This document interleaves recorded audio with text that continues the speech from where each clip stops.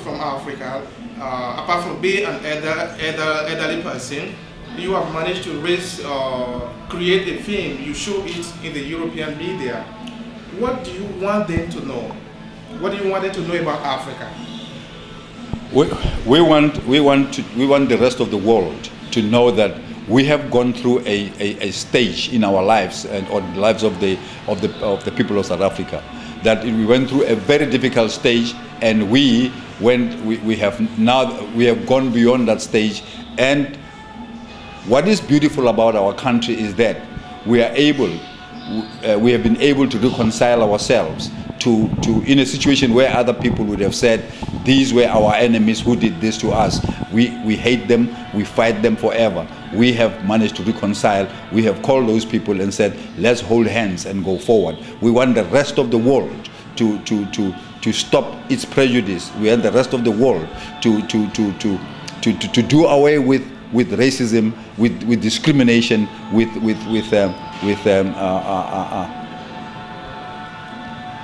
dealing with people according to the color of their skin, according to their cultures, according to the differences between people.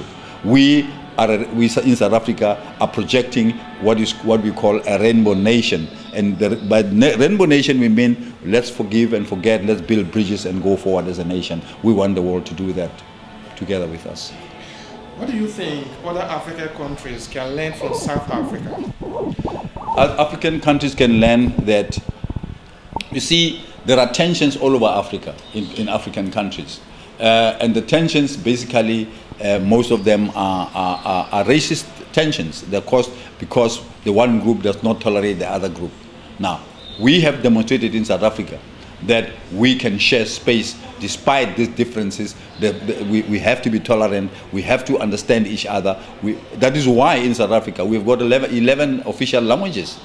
That is why in South Africa we say women must be given the right to exist as individuals and as people with rights. We say we must not discriminate against people because of their sex. We say we must not discriminate people because of their sexual orientations and practices. Now, in Africa, the problem is about prejudice. In Africa, the problem is about, you could call it racism, black against black. Black against other different groups, and religious differences. People fight over those kinds of things.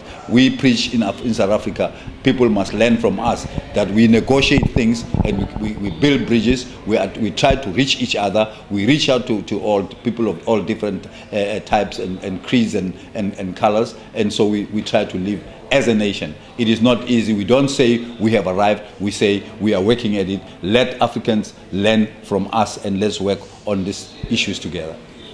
Thinking of reconciliation, or better still, a true understanding between people, one cannot forget the incoming World Cup competition in South Africa. What do you think this game should mean for South Africa and indeed the whole of Africa?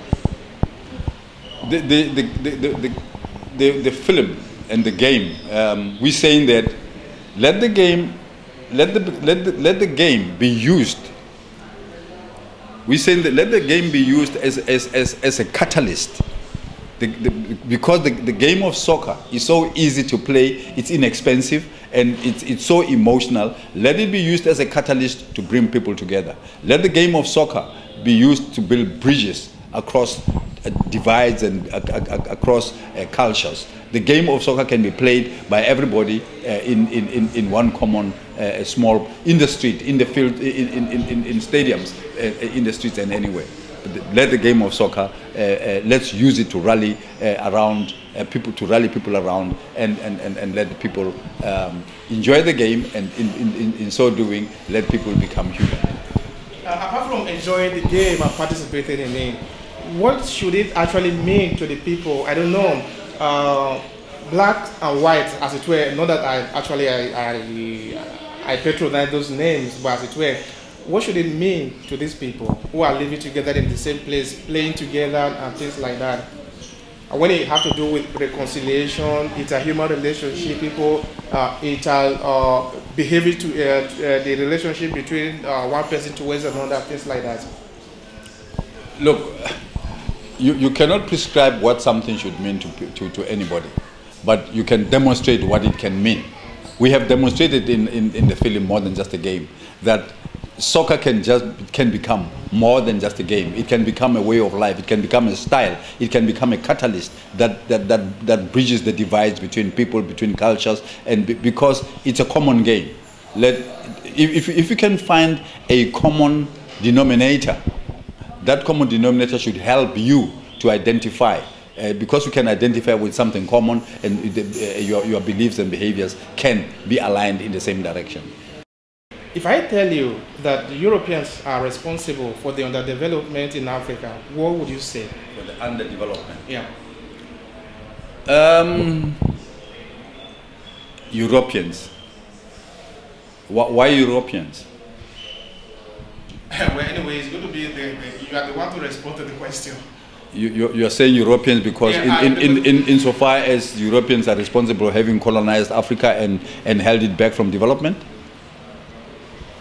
I have to understand the question. Okay, the question actually is, okay, I try to expatiate on it a little. You see, there are a lot of Africans who believe that Africa are poor because some other persons came around one day and colonized them and sold them out and steal their resources. That is why they are poor. So that they are poor is not their responsibility, it's the responsibility of the Europeans or whatever. Now, I'm asking you the question. I reject that notion completely. The fact that the Europeans colonized Africa is true. But how many years have the Europeans walked out of Africa? And what have we done for ourselves and to ourselves?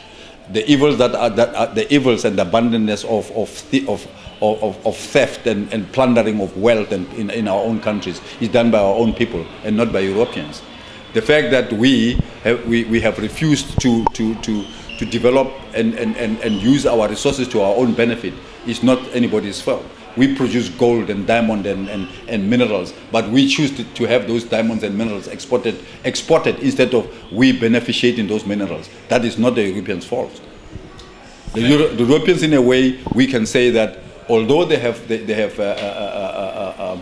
treated Africans in that way, they have left a legacy. They've left us with education and other things. They've left us with an amount of training that we should have taken advantage of. I do not in one moment in any way condone the fact that Europeans colonized Africa at one stage. I don't.